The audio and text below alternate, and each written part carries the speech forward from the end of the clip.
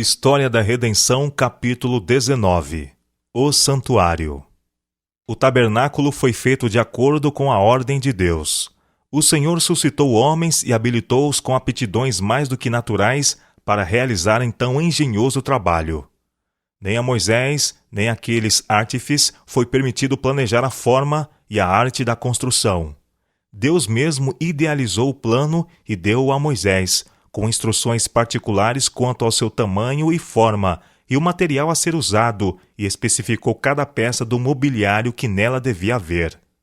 Apresentou a Moisés o modelo em miniatura do santuário celestial, e ordenou-lhe que fizesse todas as coisas segundo o exemplar que lhe fora mostrado no monte. Moisés escreveu todas as instruções num livro, e leu-as para as pessoas mais influentes. Então o Senhor solicitou ao povo que trouxesse uma oferta espontânea para fazer-lhe um santuário, a fim de que ele habitasse no meio deles. Então toda a congregação dos filhos de Israel saiu da presença de Moisés, e veio todo homem, cujo coração o moveu e cujo espírito o impeliu, e trouxe a oferta ao Senhor para a obra da tenda da congregação, e para todo o seu serviço, e para as vestes sagradas.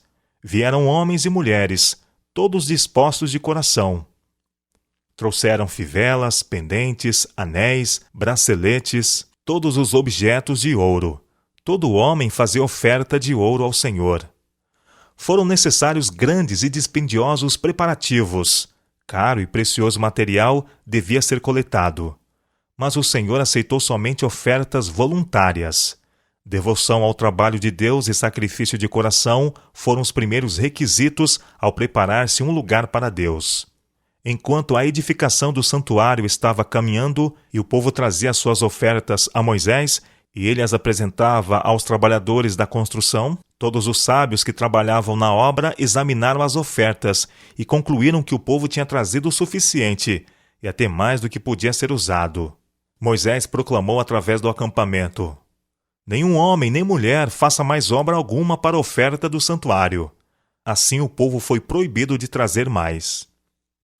Registrado para gerações futuras.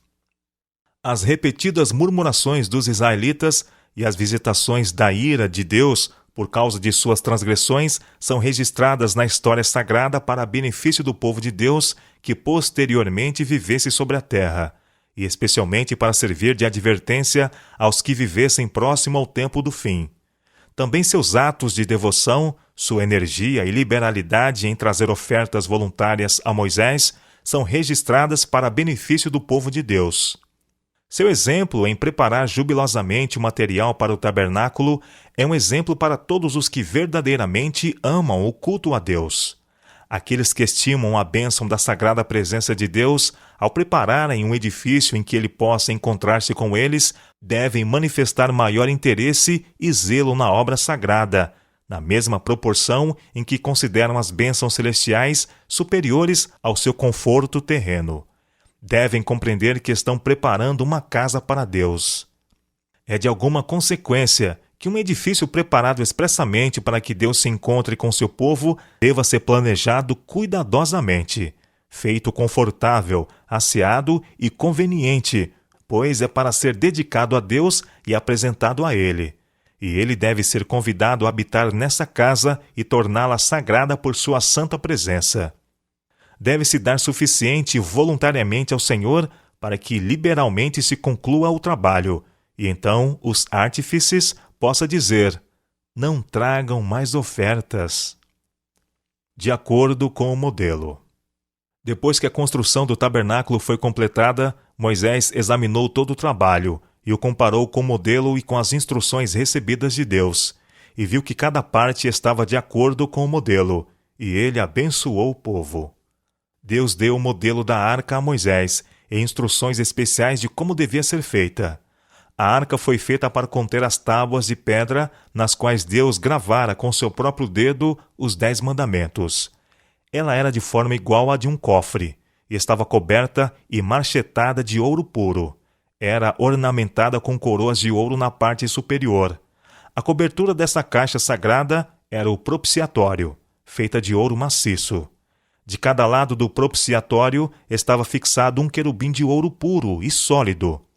Suas faces estavam voltadas uma na direção da outra, e olhavam reverentemente para baixo na direção do propiciatório, o que representava todos os anjos celestiais olhando com interesse e reverência para a lei de Deus depositada na arca do santuário celestial. Estes querubins tinham asas. Uma asa de cada anjo estendia-se para o alto, enquanto a outra asa de cada anjo cobria seu corpo. A arca do santuário terrestre era o modelo da verdadeira arca no céu. Lá, ao lado da arca celestial, permanecem anjos vivos, um em cada extremidade, e cada um deles com uma asa estendida para o alto.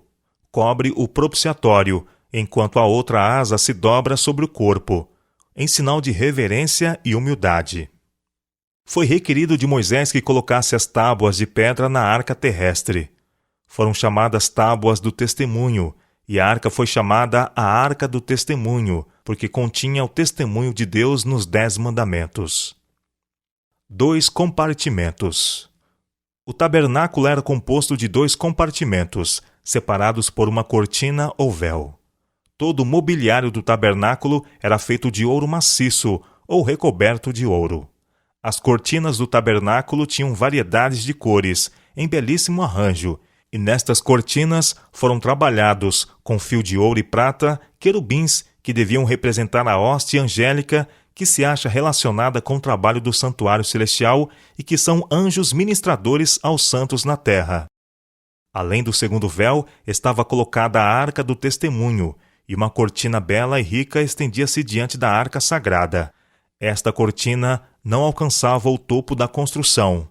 A glória de Deus, que estava sobre o propiciatório, podia ser vista de ambos os compartimentos, mas em menor grau do primeiro compartimento. Diretamente defronte à arca, porém separado por uma cortina, estava o altar de ouro de incenso. O fogo sobre este altar fora aceso pelo próprio Senhor, e este era conservado religiosamente, alimentado com santo incenso, o qual enchia o santuário com uma nuvem fragrante, dia e noite. Esta fragrância se estendia por quilômetros ao redor do tabernáculo. Quando o sacerdote oferecia o incenso diante do Senhor, olhava para o propiciatório. Muito embora não pudesse vê-lo, sabia que ele estava ali, e enquanto o incenso subia qual nuvem, a glória do Senhor descia sobre o propiciatório e enchia o Santíssimo, e era visível no lugar santo, e frequentemente enchia ambos os compartimentos de modo que o sacerdote era incapaz de oficiar e obrigado a permanecer à porta do tabernáculo. O sacerdote no lugar santo, dirigindo pela fé sua oração ao propiciatório, o qual não podia ver, representa o povo de Deus dirigindo suas orações a Cristo diante do propiciatório no santuário celestial. Eles não podem ver seu mediador com a vista natural, mas com os olhos da fé veem a Cristo diante do propiciatório e dirigem-lhe suas orações e com confiança reclamam os benefícios de sua mediação. Estes sagrados compartimentos não possuíam janelas para admitir luz. O castiçal era feito de puríssimo ouro e era conservado ardendo noite e dia, e proporcionava luz a ambos os compartimentos. A luz das lâmpadas do castiçal refletia sobre as tábuas chapeadas de ouro dos lados do edifício, sobre os sagrados móveis e sobre as cortinas de belas cores com querubins trabalhados com fios de ouro e prata. E a cena era gloriosa e indescritível. Nenhuma linguagem pode descrever a beleza e a graça e a santa glória que estes compartimentos apresentavam. O ouro do santuário refletia as cores das cortinas, que se assemelhavam às diferentes cores do arco-íris. Somente uma vez por ano podia o sumo sacerdote entrar no lugar santíssimo, depois de muito cuidadoso e solene preparo. Nenhuma vista mortal, que não a do sumo sacerdote, podia olhar a sagrada grandeza deste compartimento, porque era o lugar especial de habitação da visível glória de Deus. O sumo sacerdote sempre entrava tremente, enquanto o povo aguardava seu retorno com solene silêncio. Seus ferventes desejos eram para Deus, em busca de sua bênção. Diante do propiciatório, Deus se comunicava com o sumo sacerdote. Se ele permanecia tempo incomum no Santíssimo, o povo ficava muitas vezes terrificado, temendo que por causa de seus pecados, ou algum pecado do sacerdote, a glória do Senhor o tivesse fulminado. mas quando o sonido das campainhas de suas vestes era ouvido, ficavam grandemente aliviados. Ele então saía e abençoava o povo. Depois que o trabalho do tabernáculo se concluiu, então a nuvem cobriu a tenda da congregação, e a glória do Senhor encheu o tabernáculo.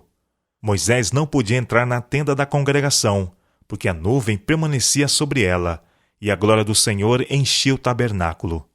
Pois de dia a nuvem do Senhor repousava sobre o tabernáculo, e de noite havia fogo nele, à vista de toda a casa de Israel em todas as suas jornadas. O tabernáculo fora construído de modo a poder ser desmontado e levado com eles em todas as suas jornadas. A nuvem guia. O Senhor dirigiu os israelitas em todas as suas viagens através do deserto. Quando era para o bem do povo e a glória de Deus, que amarrassem suas tendas num certo lugar e ali habitassem, Deus lhe indicava sua vontade pela coluna de nuvem, repousando diretamente sobre o tabernáculo. E aí permanecia, até que Deus quisesse que jornadeassem outra vez. Então a nuvem de glória se erguia sobre o tabernáculo, e eles jornadeavam novamente. Em todas as suas jornadas, eles observavam perfeita ordem. Cada tribo levava um estandarte, com o sinal da casa de seu pai nele, e cada tribo era ordenada a acampar junto a seu próprio estandarte. Quando viajavam, as diferentes tribos marchavam em ordem, cada tribo sob seu próprio estandarte. Quando descansavam de suas jornadas, o tabernáculo era erigido, e então as diferentes tribos armavam suas tendas em ordem, precisamente na posição que Deus ordenara, ao redor do tabernáculo, a certa distância dele. Quando o povo jornadeava, a arca do concerto era levada diante deles. A nuvem do Senhor pairava sobre eles de dia, quando partiam do arraial. Partindo a arca, Moisés dizia: Levanta-te, ó Senhor, e dissipados sejam os teus inimigos, e fujam diante de ti os que te odeiam. E quando pousava, dizia: Volta, ó Senhor, para os milhares de Israel.